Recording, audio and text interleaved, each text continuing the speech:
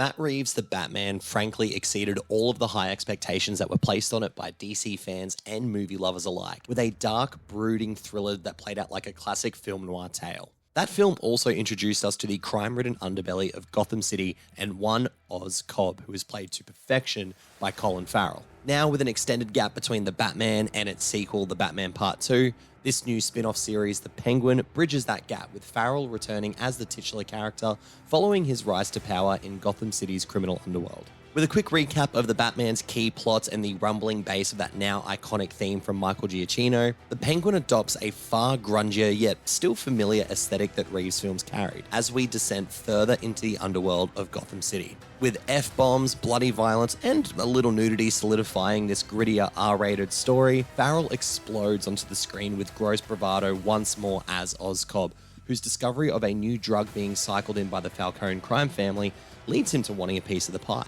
Taking a teenager named Victor under his wing, the Penguin sets his eyes on disrupting the Falcone's drug shipments, which catches the attention of Sophia Falcone, played brilliantly by Kristen Milioti. As Sophia catches wind of the Penguin's plans, the bitter rivalry between the two escalates, leading to an exciting finale that really sets a strong tone for where the show will go from here. This is really a show about Oz Cobb, as we get to see parts of his family life, especially with some hilarious interactions with his mother. These flesh out the character even more, plus the addition of iconic Batman characters into the universe create more excitement for episodes to come. Despite not having the film budget or Reeves' incredible direction behind the camera, the Penguin still manages to capture the aesthetic and gritty feeling of the Batman, giving it that real street-level crime story feeling through director Craig Zobel. The score, which was composed by Mick Giacchino, the son of the Batman composer Michael Giacchino, also transports you right back into this grimy underworld. But it's the return of Farrell that is the most entertaining aspect of the show, where his performance underneath that incredible prosthetics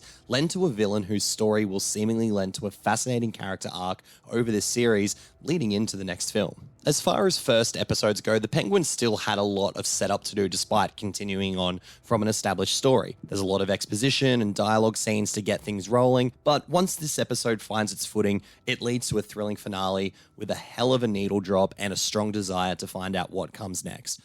Episode 1 of The Penguin gets a 7 out of 10.